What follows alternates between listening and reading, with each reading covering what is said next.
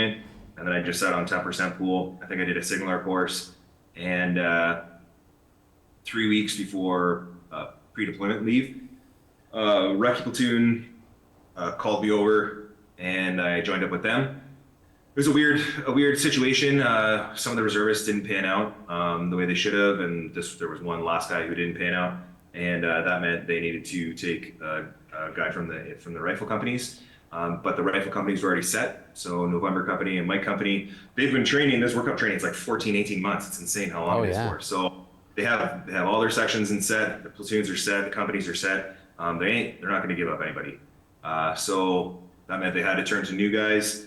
And I shoveled my next door neighbor's snow while he was away on course, I think, and when he was on workup training. And he was a Det 2IC, a detachment 2IC in Recce platoon, and it was his section, and it came down to asking him, like, well, who do you want to take? And he's like, if I have to work with the guy, then I'm going to choose the person. So if I'm going to choose a new guy, I'm going to choose like at least a new guy that I know I was nice enough to shovel my driveway. Right. So I did. I got smashed in a bunch of ranges within 3 weeks, went on pre-deployment leave, and then was in Afghanistan by end of August.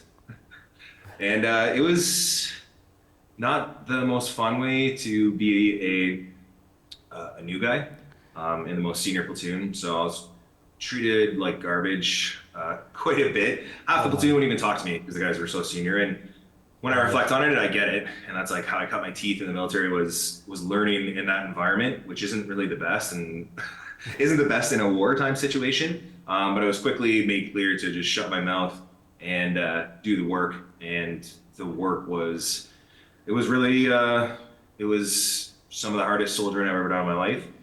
I think more because I was like baptized by fire. I only had battle school and basic training before that. And now I'm in a senior reconnaissance detachment. Talking about like what, 6, 7 dudes out on their own. And that's like a quick transition too, right? You like 1 minute you're pretty much basic training and boom, you're in Afghanistan. Like there's no time to really. So it's like, February, and then by next August, I joined the military in February, and by next August, I was in Afghanistan. That's crazy fast. Kind of uncommon. It usually takes a long time, and then the tours are like hard to get on.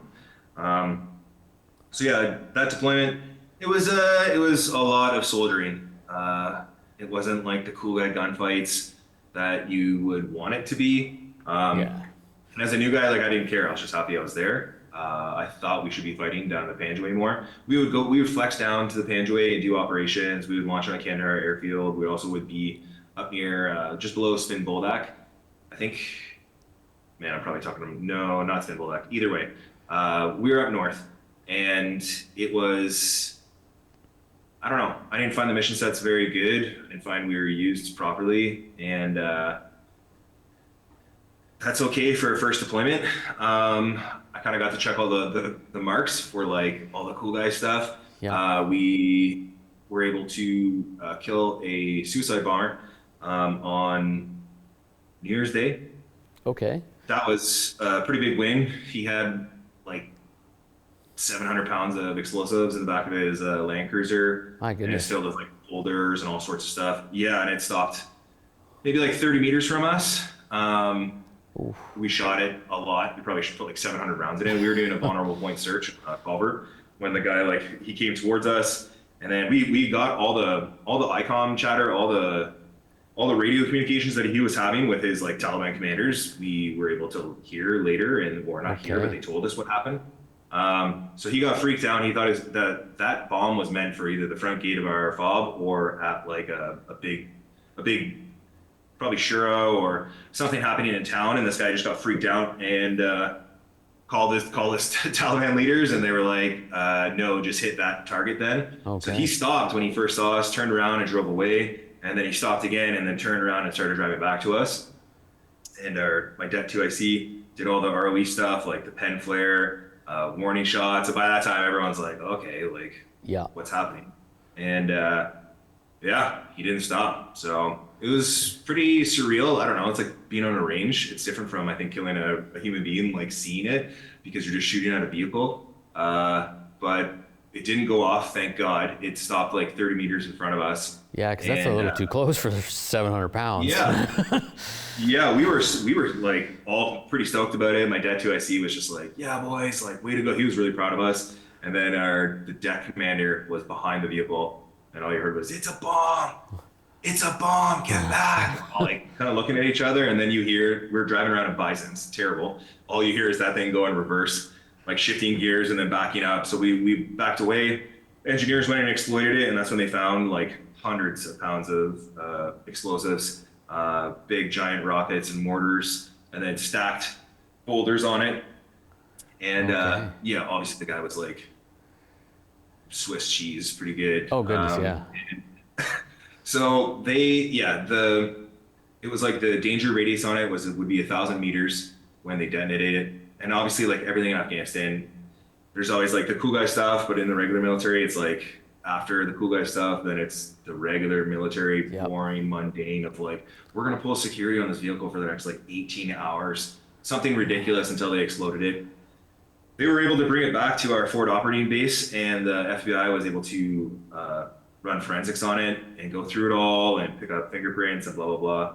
And they told us that there's an arming switch and then like a dead man switch. So the dead man switch, if someone dies, they let it go.